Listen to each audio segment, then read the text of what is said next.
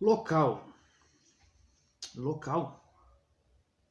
Localidade. Local, localidade.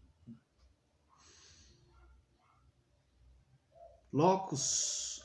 Local, deslocal.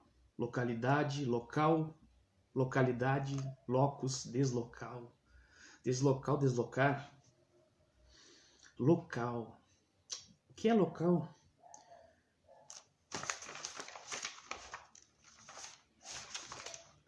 Pequeno dicionário da língua portuguesa de H. Lima, revisado por Manuel Bandeira. Local, adjetivo relativo ou pertencente a determinado lugar. Cor, disse a propósito de uma obra literária, de alguma pintura, nas quais o lugar e o tempo da ação são fielmente representados com seus usos, linguagem, caráter e etc. Substantivo masculino, lugar, sítio, ou ponto referido a um fato. Substantivo feminino, notícia dada por um jornal local. Localidade, por uma poética do local. Por uma poética do local, visitando, não, revisitando a poesia de Ernesto Vaine. Local. Substantivo feminino, notícia dada por um jornal com respeito à localidade em que ele se publica. Por extenso a qualquer notícia. Local. Local na poesia de Ernesto Vaine. Mas Ítalo Calvino, você sabe melhor do que ninguém, sábio Kubai, que jamais se deve confundir uma cidade com o discurso que a descreve.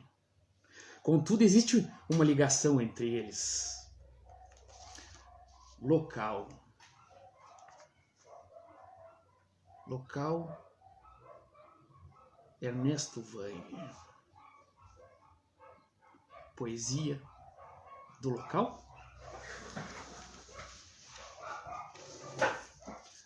Vou em desfile, ou vou em préstito, no carnaval, num funeral, em procissão. Sou multidão de 1000 mim mesmos, numa parada.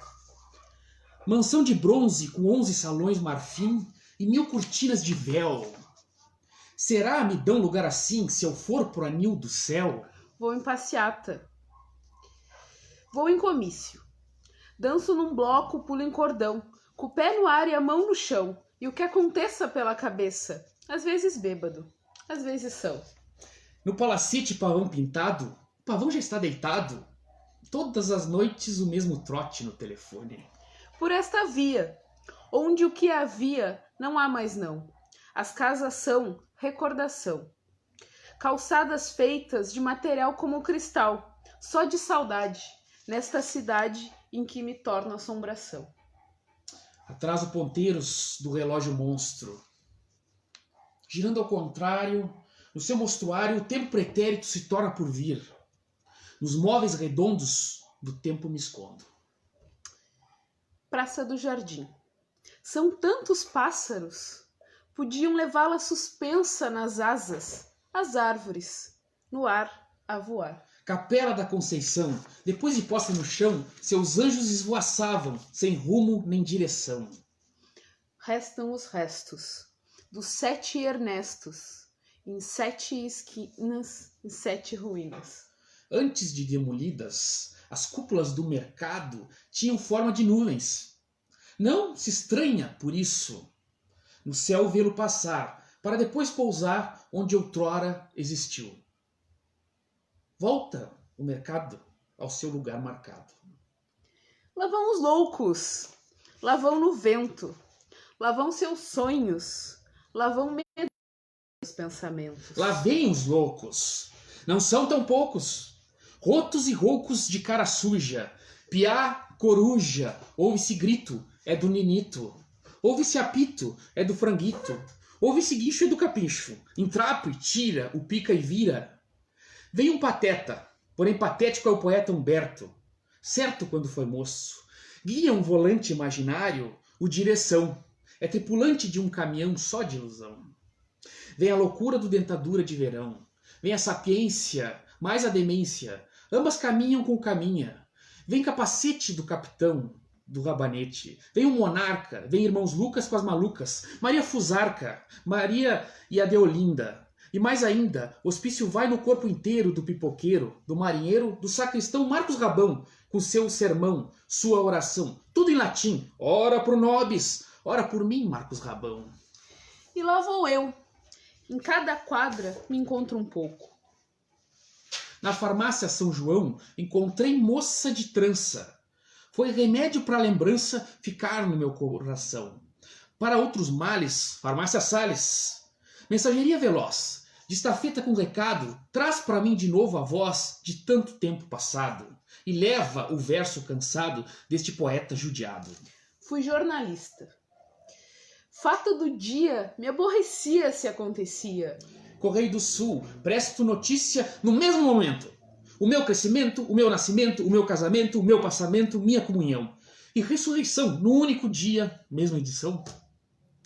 E fui juiz de casamento. Só não fiz o juramento. Cine Avenida, passa uma fita toda partida, que até irrita, pois não se entende a minha vida com seu The End. Fui funcionário. Ponto diário, nível, carreira. Pouco salário a vida inteira. A Casa Ercílio, o Capitólio, Casa Padilha, fica esse espólio para quem palmilha pela avenida do fim da vida. Fui professor. O que ensinei eu não sabia. E o que sabia, sempre calei. Fui estudante. Daí em diante, até lidante. O que aprendi, nunca pra mim. Que porcaria. Teve valia. E fui menino. Tirei retrato na fotoarte. Flash Gordon no planeta Marte de Pierrot. Santo com chaga, corsário, pirata de adaga. Fui menino Jesus de Praga. Mas só me valia a fantasia. Cheiro de papel, tipografia Maciel. Cheiro de mel, sorveteria do Brasil. Fiquei poeta. Mas poesia já se acabou. A que eu trazia se dissipou. Eu a procuro, mas faz escuro por esta rua por onde vou. Praça da Matriz. Mais que uma praça, virou um país. Em que menino eu imagino canteiro, ilha, estrada, trilha e pode um fio d'água ser rio. Flores, floresta, o horto, um porto, e numa estátua mármore se ergue, num iceberg. Igreja Matriz de São Sebastião, crivada de balas da Revolução de 93. Em suas paredes foi que descobri, Igreja Matriz, ter eternidade, também ter cicatriz. Era aqui já demolida a casa do meu avô. É para onde vou se me fere a vida. Para casa de meu pai é para onde vai minha alma doída. Ao sul, o mistério por trás do cemitério fica por toda aquela redondeza, uma tristeza, ao lado ali de outra tristeza. Viagem de ida e volta pela Avenida 7 de Setembro. Um poema em formato de mapa.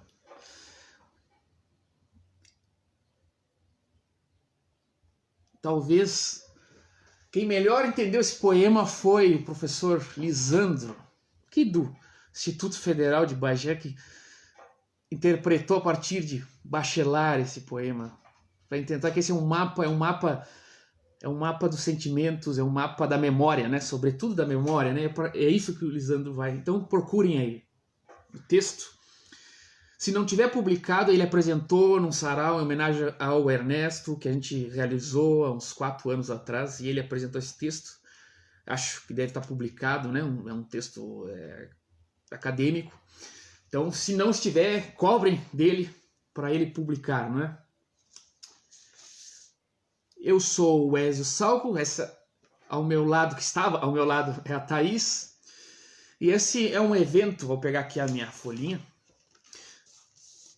que conta com o apoio, claro, é um evento apoiado pelo o edital de fomento à cultura, não é, aqui da Secretaria de Cultura de Bagé. E então onde a gente foi contemplado, né, na parte de literatura. Então, agradecimento, não é, ao edital. Também eu queria render homenagem aqui, de dedicar essa atividade de forma com carinho, né, de forma carinhosa, para Renata Tunholi, não é, nossa colega, tanto foi minha colega, foi com quem pude dialogar várias vezes, boas conversas, foi colega da Thaís também, e ex-diretora do Instituto Municipal de Belas Artes, professor de música, professor de literatura. Então, minha homenagem, dedico essa atividade para ela, não é uma grande amiga, não é, que o tempo levou cedo demais, né?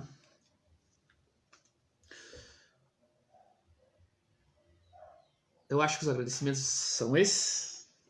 E vou só, como dentro dessas atividades, sempre tem um lado assim, né? Sempre se pede, eu acho até interessante que se pensa um viés assim mais pedagógico mesmo, de explicitação, não é? Vamos dizer assim, dos contextos e das motivações do autor, como a própria história do autor, como se trata de um autor bagense, tudo que se trata, não é local, é difícil de encontrar assim pela internet, né?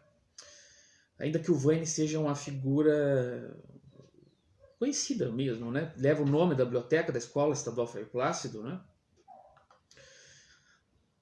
E ainda há muitas pessoas, morreu não há tanto tempo assim, né? A família está aí, há os amigos, então, enfim, a memória dele ainda, de certo jeito, de certa forma, ainda está viva e circulando, né? Mas ele é um poeta que viveu, né, do final dos anos 20 até 1997, então, quando ele faleceu.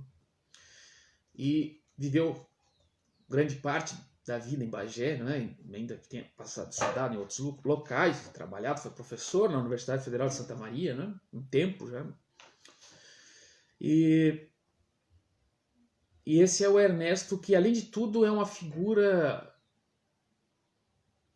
cheia de... Estava pensando, não é uma palavra a respeito disso. Quase folclórica no sentido de que sempre quando se vai fazer uma atividade sobre ele, alguém aparece e conta uma história sobre o Ernesto, né? Acho que daria para escrever um livro assim só sobre que cada um conta de algum episódio, né, com ele. Então por si só é um personagem, né? Quem sabe um dia alguém escreva daqui a 100 anos, né? Tomara que alguém vá registrando essas histórias, né? Quanto à poesia, o Ernesto lançou cerca de 4 livros, né? O Anjo Calaveira, que também, né? Por isso que eu digo que é uma figura folclórica. O Anjo Calaveira, diz a lenda que o próprio Ernesto jogou no fogo, tão ruim lhe pareceram os versos, né? E de forma um pouco ácida, o comentarista da orelha do livro Ossos do Vento, também do Ernesto, que não está identificado, diz que realmente eram ruins esses versos, né? Há que se conferir, achar esse livro, se conferir, ver se realmente essa avaliação e essa autocrítica do Ernesto foi verdadeira. O professor Donaldo Schiller resenhou esse livro, né? E o mesmo Donaldo Schiller menciona o Ernesto numa breve história, né, da poesia rio-grandense, gaúcha. Menciona o Ernesto, né, de forma assim, cita os livros e a poesia dele, né? O professor Donald Schiller, tradutor do grego, do inglês, né? Traduziu Phoenix Wake, do Joyce, enfim, é uma figura também conhecida dentro da crítica literária. Também escreve ficção também. Né? Quanto à poesia, eu acho que assim, dá para pensar. Depois eu vou continuar lendo, né? Poesia. Mas essa parada assim, é para dar uma respirada, né? E ver se está tudo certo tecnologicamente. Eu acho que dá para pensar o Ernesto assim. Foi o autor que mais exercitou, provavelmente, pelo menos colocou em circulação aquilo que fez, né? Pensar em literatura, assim, lá Antônio Cândido, né, como um sistema de... não só dependendo do leitor, mas para existir um sistema literário precisa do leitor, né? E do contexto de circulação. Então, como ele colocou, provavelmente ele foi o que melhor, ou pelo menos levou ao máximo, não é, o exercício da poesia dentro das suas formas fixas, né? Não é por outra questão, não é por outra causa que muita gente gosta e cita o livro Ossos do Vento, que é o segundo livro publicado, que é um livro predominantemente de sonetos, né? Como o livro preferido, como um livro especial. Mas eu acho que dá para pensar o Ernesto nesse sentido, né?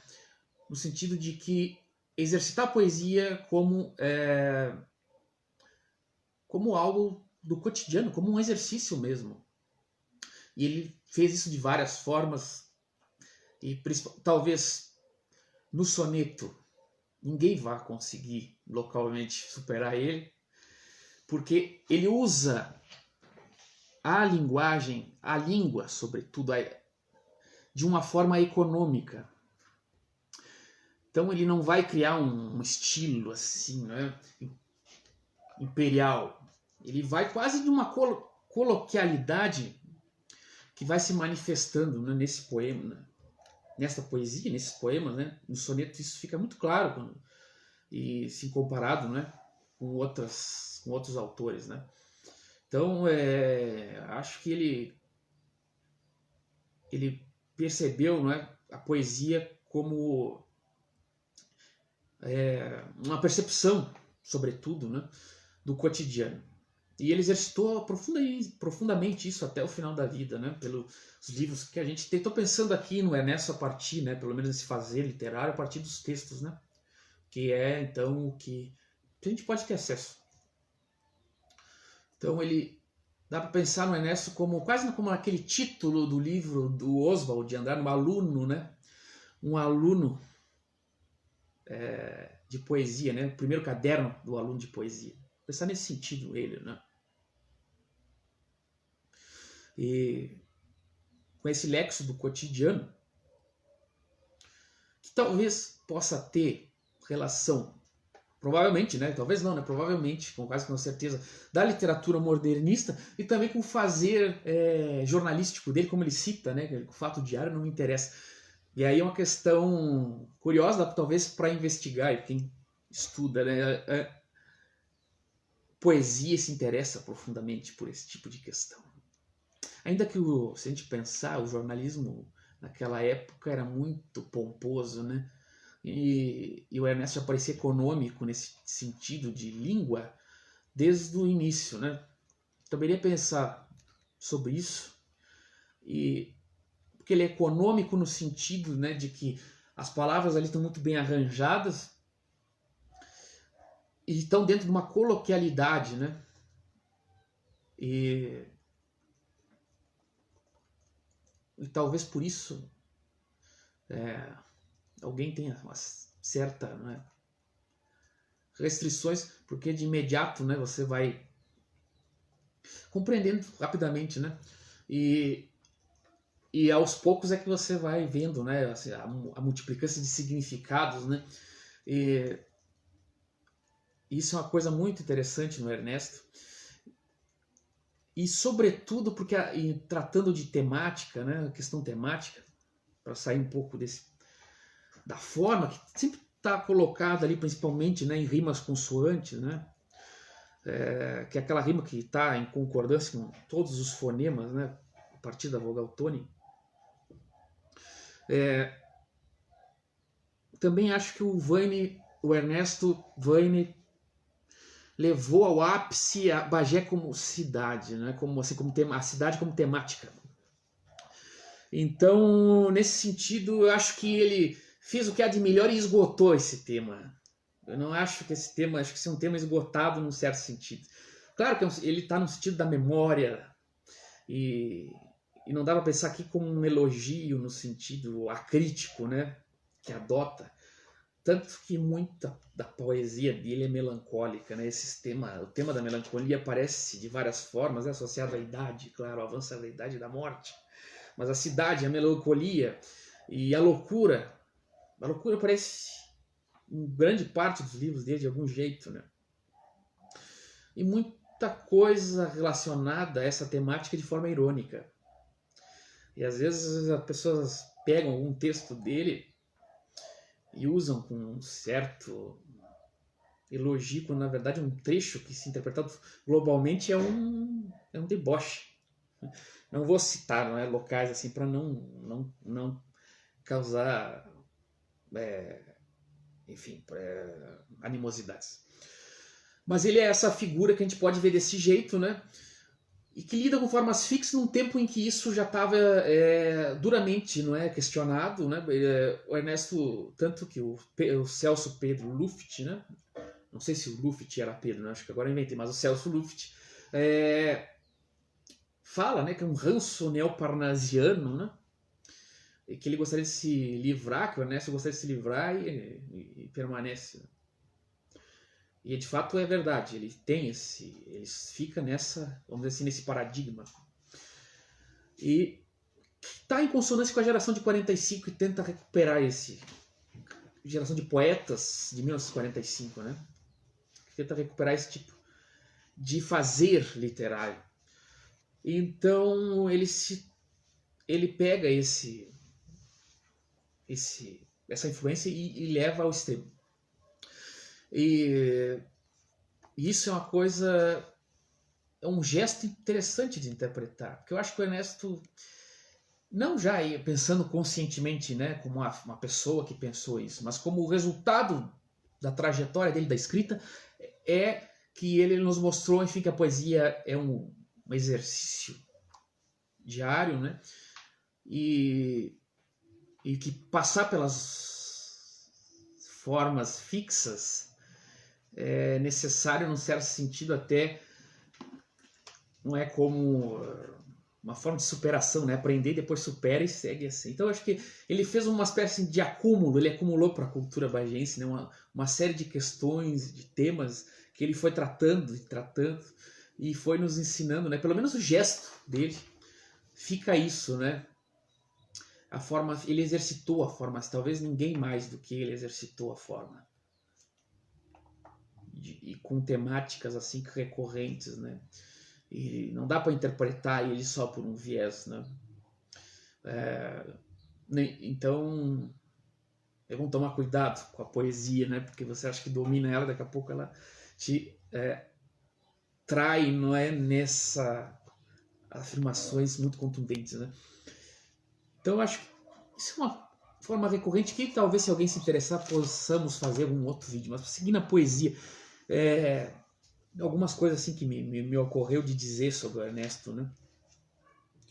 E claro, como nesse trecho, essa é uma coisa que eu não queria deixar de mencionar, é a influência, vamos dizer assim, quase uma figura do Flaner. Talvez desse para analisar nesse sentido, né? O Flaner, né? Aquele sujeito que caminha pela cidade contemplando a cidade, né? Parando, tentando sair daquele ritmo incessante, né? E que anda e vai, não é? Apreciando, né? E uma coisa que a gente não faz mais nas cidades, né? Parar e ir caminhando. E ele fez isso, que é uma característica do século XIX, né? Que o Walter Benjamin vai dizer, o filósofo alemão, que isso já não existe mais. Mas como nós estamos do outro lado do mundo, né? Nosso tempo do mundo é outro. Então acho que isso perdurou no nosso contexto, né? Até, vamos dizer assim, o desenvolvimento. Então acho isso dá para pensar por aí. Talvez a gente pensasse o Ernesto como um Flaner, não é? Quem sabe alguém pesquise, faça alguma coisa e depois vem aqui, né, contestar e dizer, né, o que é o Flaner se não esse que caminha pela cidade,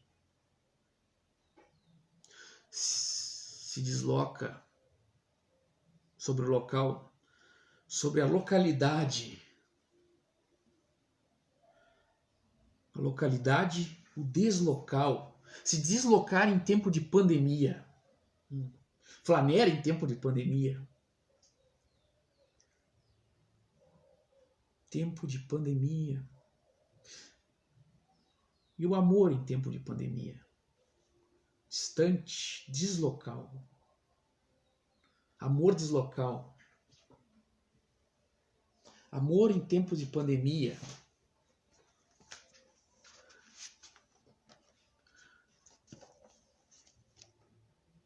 o longe e o perto. Na ausência está presente o ser amado, e na presença o ser amado ausente. Uma contradição que é permanente. O não estar e tendo estado é ser que perto está tão afastado, mais afastado quanto mais presente. O ser que existe só na nossa mente, que só existe quando é ser pensado. Uma figura qual uma pintura, que longe está do seu estar ali, que se isola no muro da moldura. Jamais, assim, eu, tão tangível, vira criatura que não estando aqui, ainda fica quando se retira. Amar, amar o longe e perto, pelas câmeras, amar. Falar de amor em tempos de pandemia. Amor, amor. Desde há muito que não canto em verso. Se falta no poema o sentimento, não é porque não esteja imerso. Não é por isso esse banimento. Do que do mundo é todo o fundamento, é do que do amor move o universo. Do que a alma foi sempre sustento, eu do amor me afastei, tornei disperso. Em verso, canto novamente o amor. Canto Afrodite agora, canto Vênus. Um soneto, pois faço em seu louvor, em que seja do amor uma canção, que nos acenda a labareda e que nos ardam o corpo e a carne em combustão. Amor. Amor em tempos de combustão.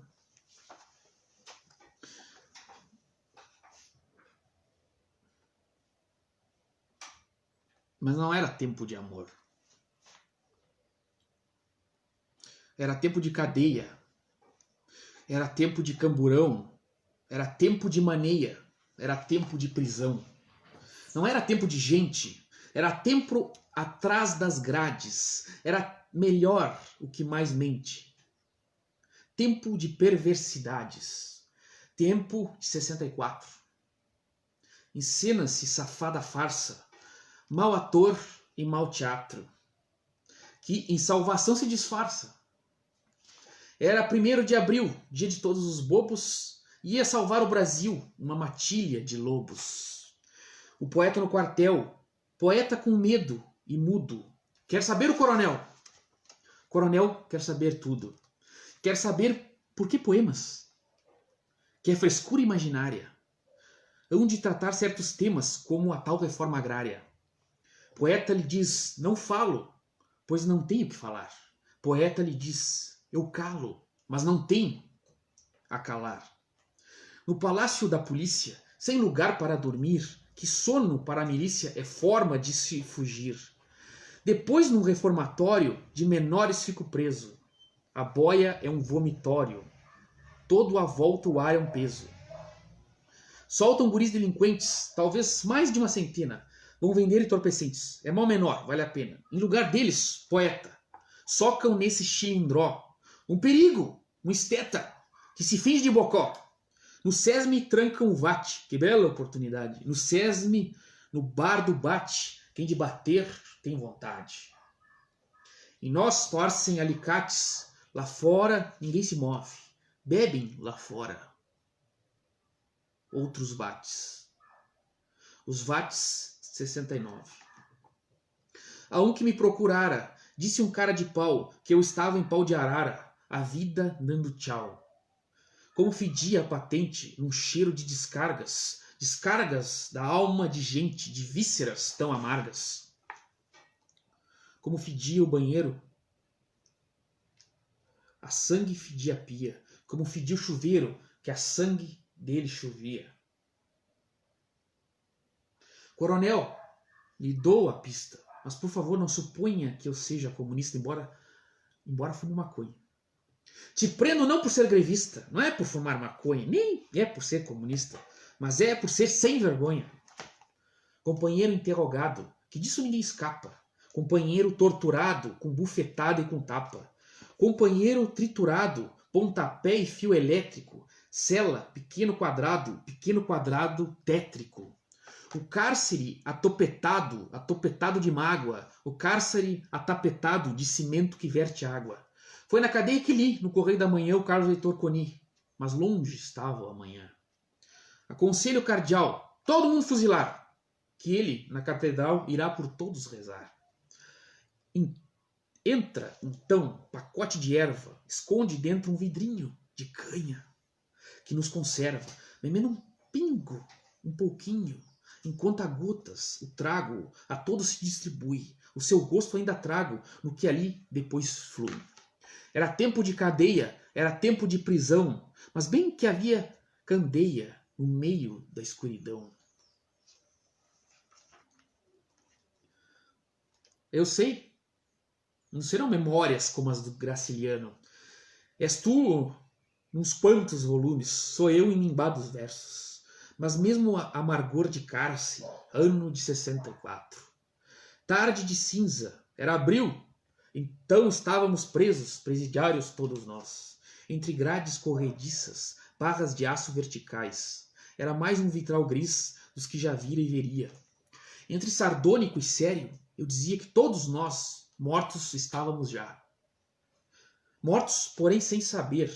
Mortos de vez, mas atônitos, sem saber de seu morrer. Envoltos em cobertores, abrigos puídos, gastos. Em torno dos pulsos temos, não algemas de algodão, camisas de força apertam alma, sonho e coração. Almas perambulando nos corredores onde há água verde dos detritos que vem à tona do piso, em chão de líquido e limo. Havia damas, peças presas como nós no tabuleiro quadrado. Se jogava baralho, eram rei solta-cavalo, naipes de espadas e bastos, mesmas coisas que portavam sentinelas. Carcereiros. Os ás de pau é porrete, cacete de cartolina é polida acha de lenha. Ou feita toda em borracha, que verga que se distende nos lombos e que se desenha vermelhos vergões de listras. São grades feitas de carne. Para fazer o vivente contar que fez, que não fez. Pois se fez, por que fez? E se não fez, por que fez? O ás de pau é bastão, o ás de pau é a clava, cacete em cinturão, de goma compacta e fina. Havia em cartão de vísparo celas formando xadrez, e, como nós, numeradas as pedras que ocupavam cadeia de papelão. Dormíamos empilhados, camas por cima de camas, beliches como gavetas ao redor de todo o quarto, como vivo cemitério. Outros dormiam no chão como mortos sem caixão, e livros que nos traziam a Bíblia de cabo a rabo, mais a rabo do que cabo. Era a mansão habitada pelos mortos, Dostoiévski. Era a casa do diabo, era o dia do diabo, era a bodega do diabo. Certo é que não se pode soldar sólida corrente com elos feitos de gente. Mas se formará corrente, com as mãos dadas do porro, que farão com que arrebente aquela triste corrente, a corrente aterradora que parecia serpente, pente de metralhadora. Ernesto Vaile.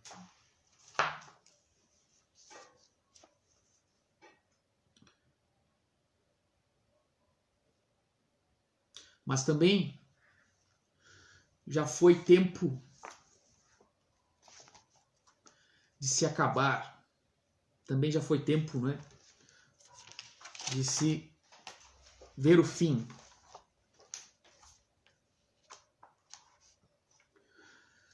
Inclusive de profissões, né?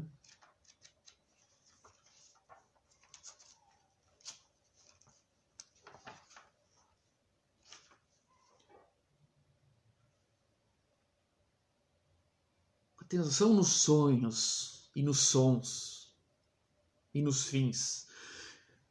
O afiador de facas. Fium, fim. Fium, fim.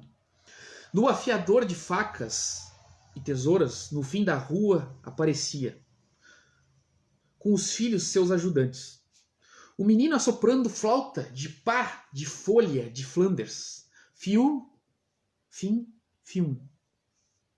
A menina tosava o vento com tesoura. Tic, tic, tic, tic, tic. Aparava retalhos de nuvens e nelas recortava bonecas em extensas filas, todas unidas pelas mãos, pregadas umas nas outras, como essas de papel que antigamente se faziam em série para ser enfeites das prateleiras dos armários, das salas pobres das humildes casas e de nossas cozinhas e despensas, cirando a infinita linha reta dessas figuras iguaizinhas de bonecas que assemelhavam ser de matéria invisível, tal a que reveste as almas, pois o que nada era o seu molde. Tic, tic, tic, tic, tic, tic. Fium, fim, fium, fim. O pai ia empurrando o carro de rodas superpostas. O pedal tocava numa dessas rodas e fazia com que a correia movimentasse o eixo do rebolo, o qual se opunha a girar. Saltavam chispas da pedra que em estrelas se gastava, desfeita em vagalumes de fagulhas, vagalumes com vozes de cigarras. Shhh, shhh, shhh, shhh, shhh. Tic, tic, tic, tic, tic, tic. Fium, fim, fium, fim. Ao sopro desse apito, do chiado e do tic-tic da tesoura, a gurizada da zona e eu corríamos para ver o espetáculo de pirotecnia dos minúsculos fogos de artifício do afiador de facas e tesouras. O tempo consumiu-se, como a pedra de emolar. Anos passaram, eu não sei mais quantos, se 20, 30, 40. Sei que de há muito não ouvia mais o tic-tic, o shh, fium, fim, fium, do fiador de facas. Um dia desses fui passear e fui passar o Natal em Bagé. Me pareceu, no fim da rua, ver, conduzindo o carrinho, uma caveira de carapuça branca. Foi-se ao ombro com 2 ajudantes, um carrasco de capuz, rubro com o cutelo na mão e uma das parcas tesourando no ar, como um barbeiro. Começaram a afiar seus instrumentos na engenhoca que parara no fio da calçada junto a mim. Fium, fim, fium, fim. O afiador de facas, Ernesto Laine. Esses são os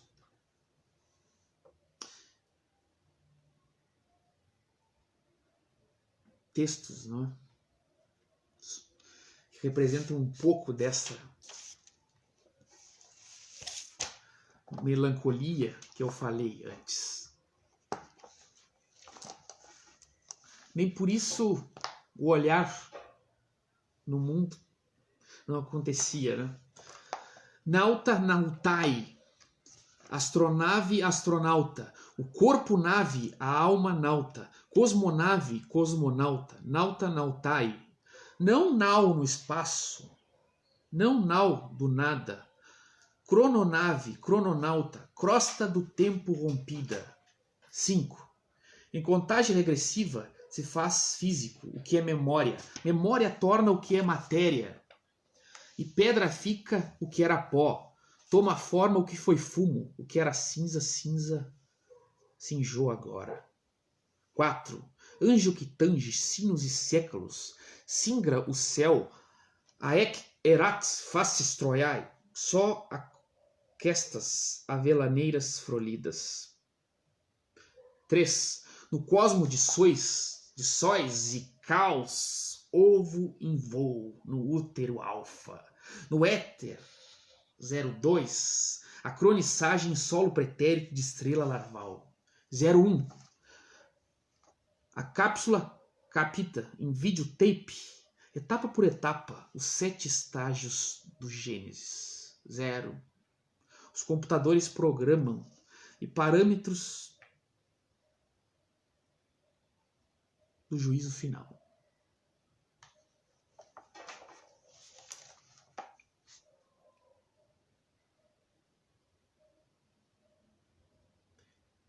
Deus e a tecnologia do fim, a tecnologia, né, da corrida espacial misturada com o Gênesis, e ao mesmo tempo não é a numeração que se imagina ter, não é o dia que uma guerra nuclear acontecer. E nesse momento do século XX, né, esse acontecimento poderia ser a qualquer momento, né, entre, vamos dizer assim, aqueles dois grandes grupos assim que estavam dividindo o planeta, não é? Representados, obviamente, nos Estados Unidos e na União Soviética. Alguém tem algum comentário? Nenhum comentário? No question? Nenhuma poesia? Ninguém sugeriu? Tô vendo o Bica aqui na... Satisfação, Bica, ter como espectador.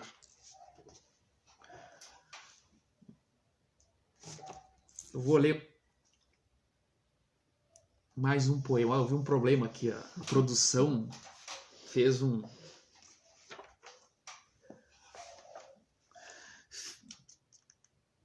problemas técnicos.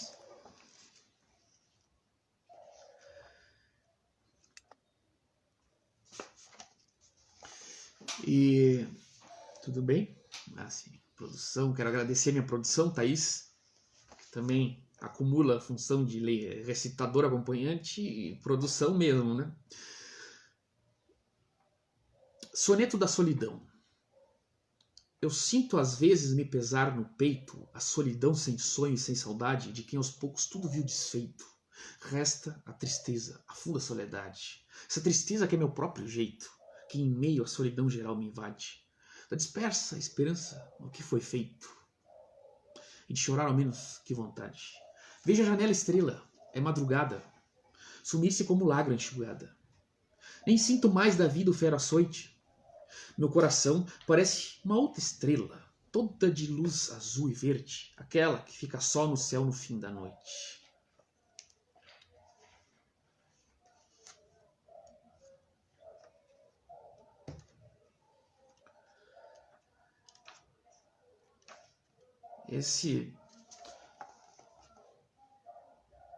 Alguns poemas, né, que a gente estava lendo, era para criar uma certa linha, né, de coerência entre eles. E vamos dizer assim, esse texto que a gente tinha programado, e nesse segundo momento, se alguém quisesse sugerir alguma coisa, ou até entrar, nem sei se é possível alguém entrar na live, se alguém quisesse, e para, enfim, também compartilhar o que os outros se interessam na obra do Ernesto, né? Que também a gente nunca sabe até que ponto as pessoas conhecem, né? Quando a gente acha que não conhece, conhece, já leu, tá lá na biblioteca pública, na biblioteca da Escola Frei Plácido, é o nome dele, tá com a foto, tem um livro lá, pelo menos o extrato de conta eu me lembro que tem. E então, sugestões. Eu quero ler um outro, que foi uma sugestão que mandaram antes da live, uma pessoa, alguns dias atrás, quando soube. E eu, então, vou acatar.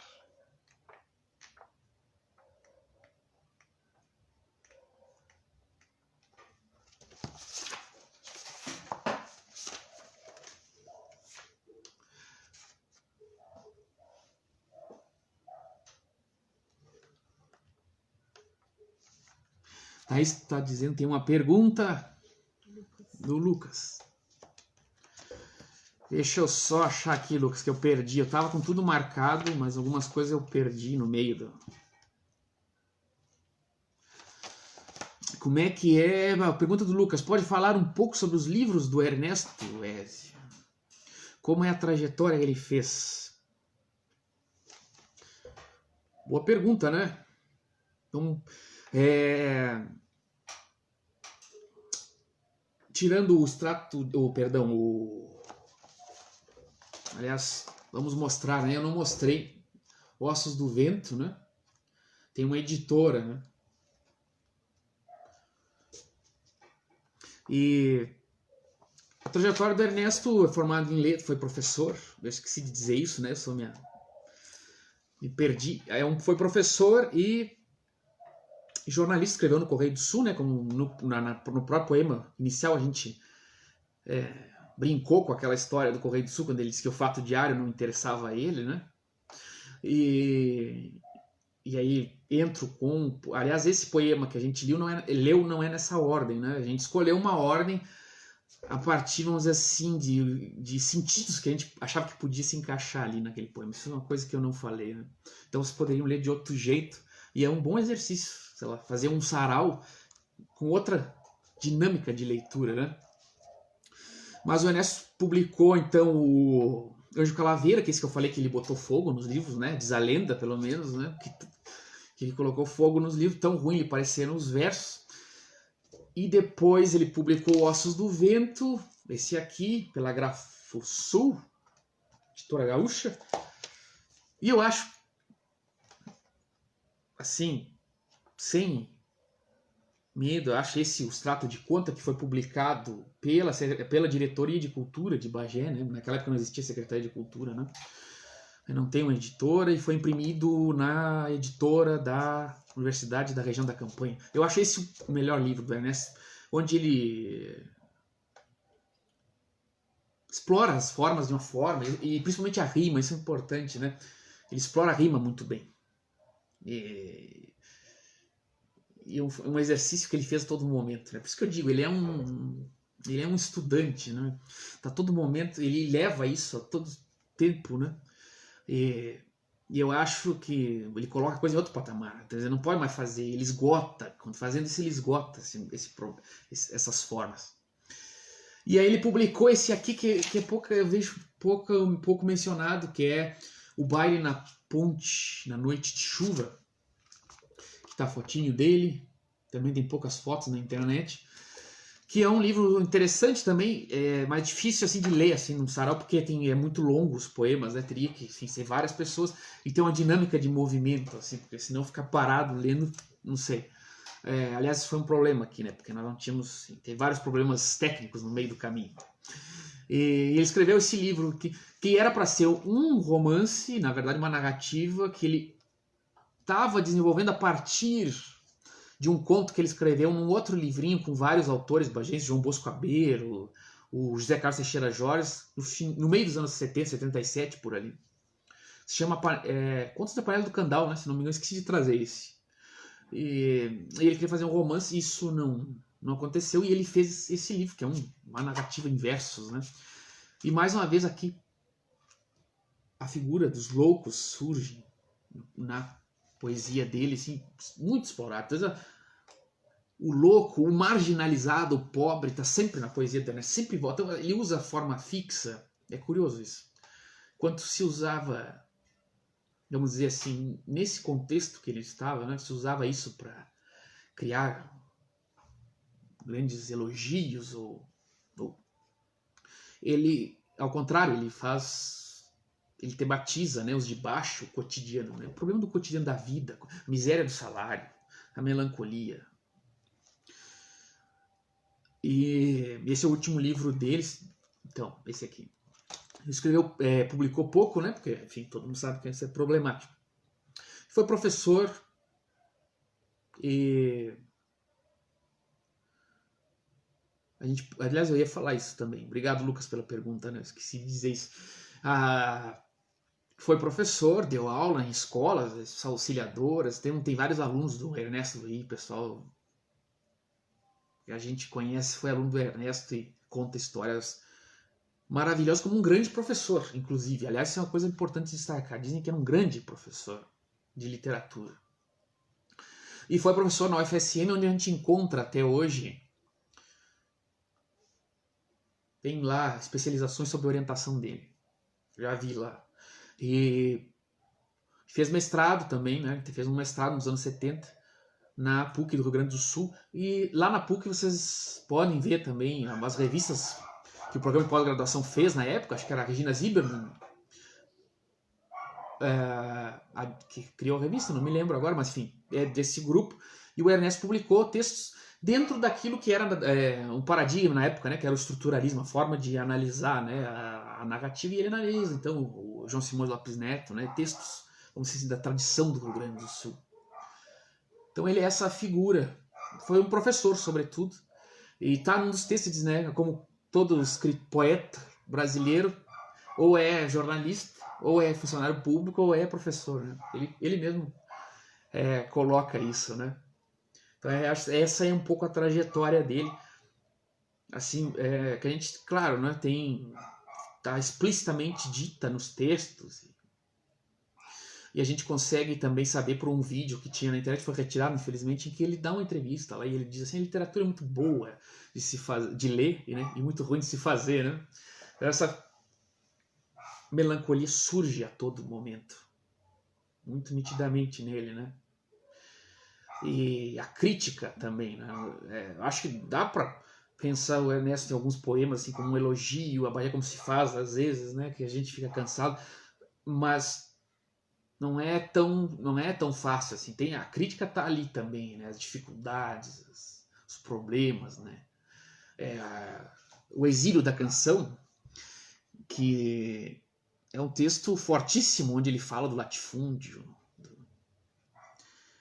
da alienação das TVs, enfim. Então é um Ernesto militante que aparece nitidamente ali, e talvez nesse poema a respeito da prisão dele, né?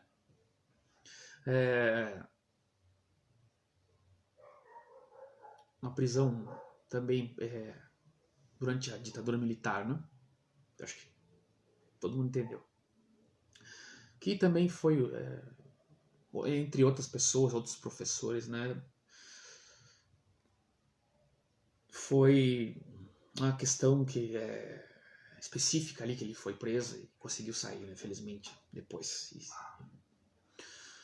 Então, eu acho que essa dá para falar o Ernesto assim, né? Um jornalista, e que também foi um dos membros do grupo de Bagé, né? Ele era, enfim, estava ali como o Pedro, né?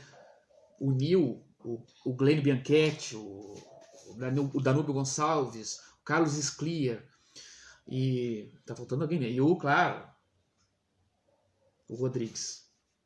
E o Ernesto estava ali também, ele era um membro dos poetas, dos outros, né, que também estavam ali. E ele, claro, produziu mais, ficou mais conhecido, assim, né, dentro da região, claro. E isso é importante. Isso é realmente, inclusive todas as fotos, geralmente, quando se fala do grupo de Bagé, é aquela foto que ele está presente bem jovem ali, né? Então essa é uma figura que teve, de algum modo, assim, presente, de algum jeito, tudo assim que se fez de interessante, assim, estimulando. E que merecia uma biografia, Lucas, quem sabe, né? Porque, claro que isso é difícil, mas merecia, assim, saber mais eventos da vida cotidiana, né? O que foi, produção? Ah, tá bem, produção.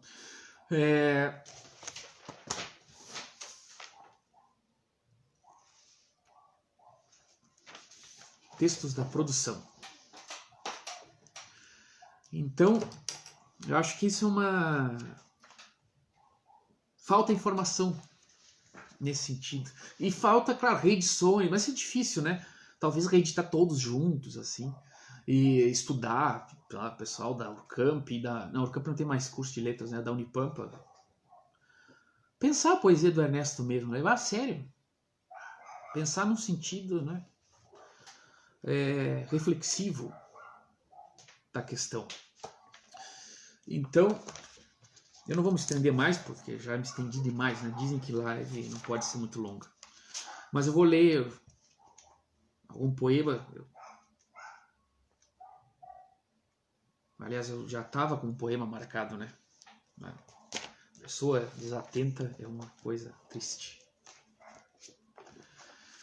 Poema do juízo final. Às vezes penso na sorte, nesta bobagem de vida. Um dia canso da lida, do que me dói e é ferida. Um dia canso de tudo, um dia mesmo me mudo para a paragem da morte. Um dia troco de casa, vou-me embora, bato asa. Morto, um quarto me chega. Um quarto do meu tamanho. Um quarto de que não fujo. Quando chover, tomo banho. Se não chover, fico sujo. E no juízo final, se perguntarem por mim, permaneço morto igual. O anjo dirá assim: apenas um pobre torto fez questão de ficar morto. Não veio, ficou doente.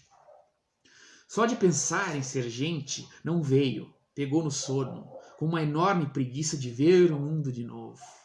Dirá o anjo: bradei, ressurreição é geral, obrigatória e fatal. Mas muito embora não possa, preferiu ficar na fossa, sob um lençol de capim. Vai ficar até o fim. Vai na ausência do pessoal, se espichar na cama imensa, no vasto colchão de chão. Para o que teve licença, licença toda especial, conseguiu sua dispensa deste juízo final. É o juízo final, é um dos últimos poemas do Ossos do Vento. Ah, também esse aqui, o poema O Vitral Gris, né? Aquele que ele narra, né? Uma prisão. Tá nesse livrinho aqui que a família foi publicado em 2017. É uma reunião de poemas póstumos, né? Que a família então organizou. É um livro muito bonito, né? Com fotos dele na capa aqui. Leiam no extrato de conto, tem vários na biblioteca pública, O Exílio da Canção. Eu acho que depois eu vou fazer uma leitura, né, para outro vídeo sobre o Exílio da Canção. Fortíssimo, vale a leitura. E vai estar lá no meu canal no YouTube, siga, eu vou isso aqui vou também disponibilizar no meu canal do YouTube, onde eu também coloco, né, eventualmente, quando o meu celular funciona, os vídeos de leituras que eu faço, ou que eu tento fazer de uma forma assim, que me ocorre no meio da pandemia, um exercício de leitura no meio da pandemia. Então, aqui a produção. Tá bem. Tá bem? Isso é uma pressãozinha da produção. Eu deixo meu abraço, então, pro Victor, que está aqui, acompanhando desde os primeiros momentos. Pro Lucas. Aliás, obrigado, Lucas, pela imagem. O Lucas que fez a imagem de divulgação, como sempre, me ajudando nessa questão. E ao Clodoaldo Fagundes, né, velho amigo, né? Também sempre está por perto. Grande amigo. Agradeço a vocês, agradeço quem está assistindo, né? Ficou assistindo até o final. Desculpa pelo jeito confuso. Isso que foi ensaiado várias vezes. E mesmo assim eu me perdi. Escrevi, tá escrito, só que eu me perdi nas minhas próprias escrituras aqui. E quem sabe a gente tenta fazer, né, um outro sarau online num formato mais ágil, né? É difícil pensar, isso é um problema, né? Porque como fazer uma coisa, né, se movimentar assim com a precariedade técnica que nós temos, né? Apesar de tudo, quer dizer, não é tão precário, mas sem poder se movimentar, né? Então é difícil. Talvez fosse melhor disponibilizar os vários textos antes, né? Mas também tem problema às vezes de direitos autorais, dependendo do autor, né? Então eu acho que é isso. Eu vou ver aqui a minha última.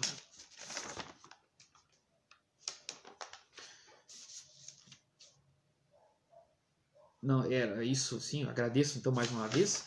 Agradeço ao apoio do edital de fomento à cultura, não é? Talvez devesse agradecer um cônsul da Polônia pela paciência dele certa vez. Agradeço, então, não sei quem mais, um ex-cônsul da Polônia. Obrigado, cônsul da Polônia, por ter nos aguentado uma vez, né? Talvez, quem sabe um dia ele veja isso. E valeu, Clô, valeu. Ficamos aí. Quem quiser, sigamos em conversa, sigamos lendo poemas, né? É a minha homenagem pro Ernesto. Teria muita coisa para ler, eu acho. Tem coisas meio violentas. Obrigado, Márcio, tá sempre aí, né, na escuta e também tá sempre compartilhando coisas ali pelo Facebook, né? Como o Itamar Assunção esses dias, né? Foi ótimo ouvir, às vezes esquece, né? Obrigado, Márcio. Foi ótimo. Então, até mais, pessoal. Obrigado, viu? Agradeço a Thaís, que entrou nessa comigo.